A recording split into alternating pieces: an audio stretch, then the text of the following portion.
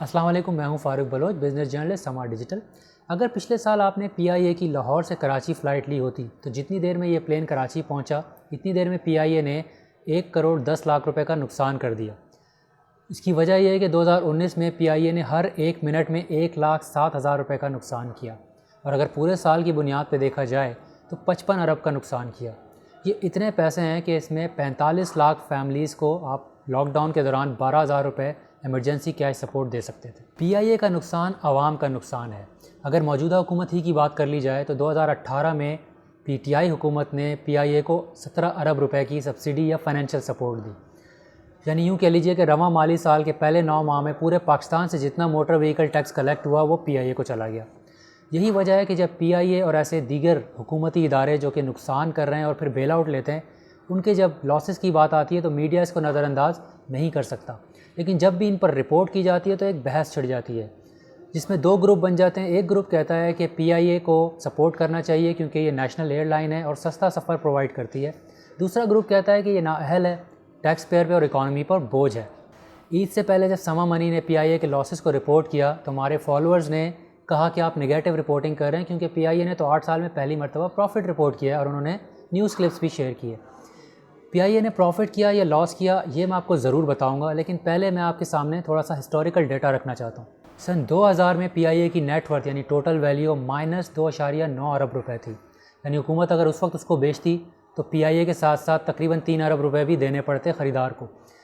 सन 2018 में पीआईए की नेटवर्थ या वैल्यू जो है वो -291 अरब रुपए हो गई। यानी इसकी वैल्यू में 100 गुना से ज़्यादा कमी आ गई सिर्फ 18 साल के अंदर। इसकी सबसे बड़ी वजह पीआईए के वाजबात हैं जो इस वक्त 578 अरब तक जा चुके हैं। पीआईए ने आखिरी मरतबा 2004 में मुनाफा रिपोर्ट किया था और उसके बाद से सिर्फ लॉसेस करती आ रही है, और इसके टोटल एक्यूमुलेटेड लॉसेस जो अब तक लॉसेस कर चुकी है वो 500 अरब तक जा चुके हैं। यानी खैबर पख्तूनख्वा के रवां माली साल के 9 महीने की आमदनी से भी ज़्यादा। माहिरीन के मुताबिक पीआईए दिवालिया हो चुकी है, बैंकरप्ट हो चुकी है।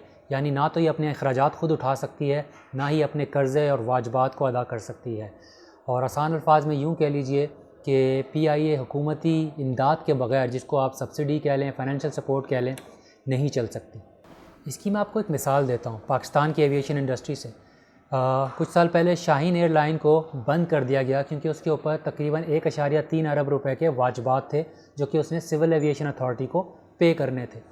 दूसरी जानिब पीआईए के ऊपर 96 अरब रुपए के वाजबात थे जो सिविल एविएशन अथॉरिटी को पे करने थे, लेकिन उसको बंद नहीं किया गया। और मौजूदा हुकूमत यानी पीटीआई की हुकूमत में इन 96 अरब के वाजबात को फ्रीज़ कर दिया गया, यानी पीआईए को वो नहीं पे करने वक्ती तौर पर। हुकूमती एयरलाइन होने की वजह से पीआईए को फ़ायदा हो गया और वो बंद नहीं हुई और चलती रही। अब मैं वापस आता हूँ सवाल पे कि क्या पिछले साल पीआईए ने प्रॉफिट रिपोर्ट किया या लॉस रिपोर्ट किया। जो न्यूज़ क्लिप्स आप लोगों ने हमसे शेयर किए वो ग्रॉस प्रॉफिट की बात कर रहे हैं, क्योंकि जिन लोगों ने वो ख़बर बनाई है वो प्रेस रिलीज से बनाई है, उन्होंने फाइनेंशियल स्टेटमेंट्स को नहीं देखा। ग्रॉस प्रॉफिट में एडमिनिस्ट्रेटिव एक्सपेंसेस और दूसरे अखराजात शामिल नहीं होते। नेट बेसिस पे पीआईए ने लॉस ही किया है। हाँ, कुछ चीज़ें अच्छी हुई पिछले माली साल में, जैसे कि पीआईए ने अपनी आमदनी 43% बढ़ाई, लॉस को तकरीबन 10 अरब से कम किया, और साथ ही जो अपने ऑपरेटिंग एक्सपेंसेस है उसको 76% से कम किया। लेकिन यहाँ पे ये एक और बात जो है वो नोट करने वाली है कि ऑपरेटिंग एक्सपेंसेस का एक हिस्सा सिविल एविएशन चार्जेस भी होते हैं जो कि हुकूमत ने फ्रीज़ कर दिए थे पिछले साल, तो जिससे बड़ा फ़र्क पड़ता है। पिछले 20 साल की बात की जाए, ख़ास तौर पे 2005 से जब से पीआईए लॉसेस रिपोर्ट कर रही है, तो पीआईए ने अपनी रेपूटेशन और सेफ्टी स्टैंडर्ड्स दोनों को गिरते हुए देखा। मिसाल के तौर पे 2007 में यूरोपियन यूनियन ने पीआईए का पूरा फ्लीट बैन कर दिया था क्योंकि जहाज़ों की मेंटेनेंस पे उनको खदशात थे। साथ ही में कुछ जहाज़ों की जो उम्र है यानी जो एज है उनको लगता था ये ओल्ड एयरक्राफ्ट्स हैं, उसकी वजह से बैन कर दिया था। बाद में इसको लिफ्ट कर लिया गया। 2014 में फिर इंग्लैंड ने जो पीआईए की कार्गो फ़्लाइट है उसको बैन कर दिया था। उसके बाद 2018 में फिर रिपोर्ट शाया हुई कि यूरोपियन यूनियन एक बार फिर से पीआईए की फ़्लाइट्स को बैन करने की सोच रहा है, क्योंकि जो सेफ्टी इंडेक्स है पीआईए का वो बहुत ही लो है, बहुत ही निचली सतह पर है। ईद से पहले होने वाले अफसोसनाक हादसे के बाद वेस्टर्न प्रेस ने एक बार फिर से पीआईए की सेफ्टी स्टैंडर्ड्स पे उंगलियां उठाना शुरू कर दी हैं। यहाँ तक कि पाकिस्तानी प्रेस ने भी यही लाइन ली है।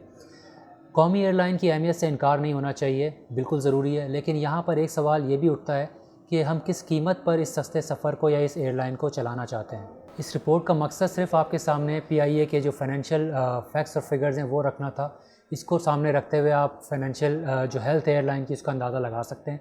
अगर कोई फ़ीडबैक आपने हमें देना है तो कमेंट्स की सूरत में, क्वेश्चंस की सूरत में, ईमेल्स की सूरत में आप हमें दे सकते हैं। अगली वीडियो तक के लिए अपना ख्याल रखिएगा। अल्लाह हाफ़िज़।